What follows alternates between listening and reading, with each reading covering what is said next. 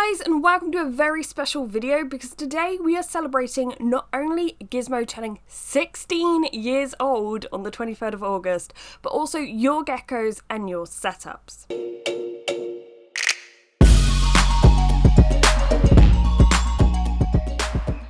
So I asked on Instagram and Facebook to send over what your geckos look like as hatchlings versus what they look like now, and also your first setups versus your current ones. So not only can we see how much our animals have changed, but also our care. I figured I'd start off with Gizmo since her upcoming birthday was what inspired this video. So this is what little baby Gizmo looked like. I would receive weekly updates from the breeder, new photos and new weights because I had to wait until she was 11 grams before she could come home with me. And now of course she is 16 years old and she looks like this. And not only is she actually lovely and chunky this year, she hasn't actually laid an egg for the first time in like 9 years, I think. So she's been eating all season. It has been great. I do also have a short video of her first setup. I was using a torch to try to film in there. You know, it wasn't terrible. There was definitely things I could have improved, but back in 2006 when I got her, you know, calci sand was super popular, so the fact I didn't go down that route, I'm very happy about. But I think we have come a long way since then, and I think that's one of the cool things about reptiles, is they can live a long time, and the reptile hobby is ever evolving, so just in their lifetimes, so much can change, and I just think it's important that we keep up with that change. But now over to your photos. So this is from Tamsin, and in 2021 she got Stanley, her leopard gecko. He had a 20-gallon setup with paper towel, a heat mat, no UVB, but a warm, cold and a moist hide. Now honestly, not a terrible beginner setup, but after 8 months, Tamsin upgraded him to an 4-foot-long tank, uses the Arcadia Shade Dweller for UV, a deep heat projector, earth mix arid, slate, and lots of hides. She hopes to add a background and more plants, but wow, what an improvement in just 8 months. The next one is from Brandon and his gecko Clementine, who went from this to this. Now one thing I love about, I believe this is like a wild type gecko, or at least geckos with darker patterns, is how much those patterns change and those blocks start to turn into spots. It's so cute. Karina sent me this next photo. So basically Twiggy was a leopard gecko that was surrendered to the shop she worked at, and this was the enclosure she came in, a 10-gallon tank with a burnt out basking bulb. But now she lives in a 50-gallon tank with UVB and a deep heat projector. It's so cool. And I have to ask though, what is this thing in the middle? Other than that, great stuff. It's amazing to see a gecko's life get transformed from being surrendered and obviously kept not in the best conditions to now living with Karina and doing really well. Though this is a leopard gecko video, Ruby did send me a crested gecko one. This is Ember, and I thought it was really cool just to show you this comparison because this is on the same ornament. So this is how Ember was before, and this is how he is now. So it's really cool to see how much he has grown.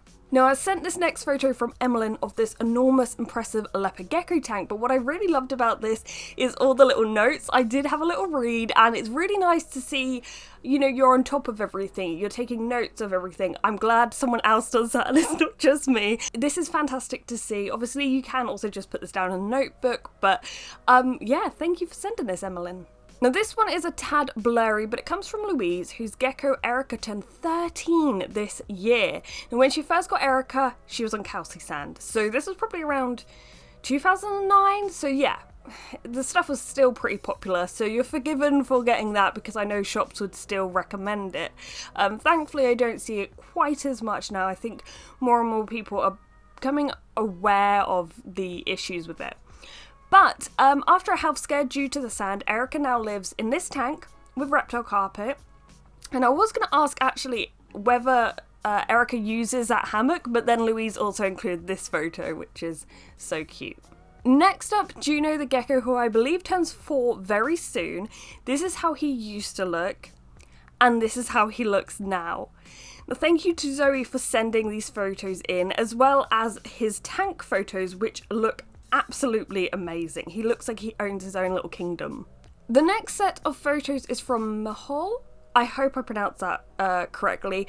And this is a Gecko Cheddar, who went from looking like this to this. It's so cute.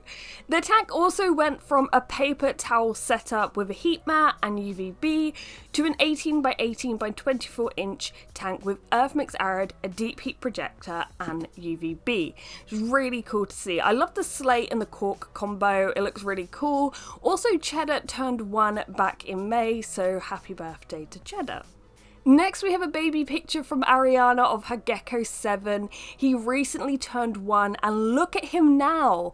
The transformation is amazing. Then we have this baby photo from Emerald of her Gecko Hadian, hopefully I pronounced that right, who was super tiny, but now is a long boy. And apparently he likes to wreak havoc. Understandable. And finally, we have this super cute photo from Ella of her Gecko Rigby.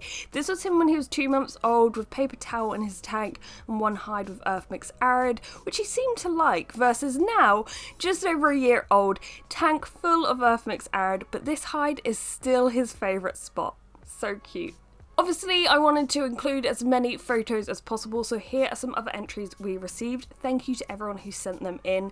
I think sometimes when you start out with a gecko, it can be a little overwhelming trying to make sure you have everything right. There's always conflicting information about whether or not you should use UV, and should you use a heat mat or a heat bulb, and there are so many starter kits that come with stuff you don't need, but you're like, well, why would that be included in a starter kit? And it can be very confusing. So sometimes you start off with the basics, but aim to upgrade. And I think we've seen that quite a bit in this video, and I'm so proud to see it, because some people might just get a basic setup and leave it for the whole gecko's life. And I think that's when you run into issues of sort of becoming bored of your pet, because you got it set up and you do nothing else with it.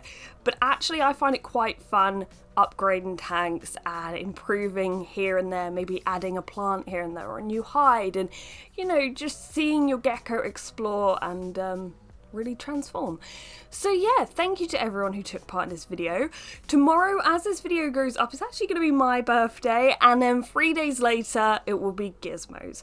So boop that like button for Gizmo, but thank you for watching, guys, and goodbye.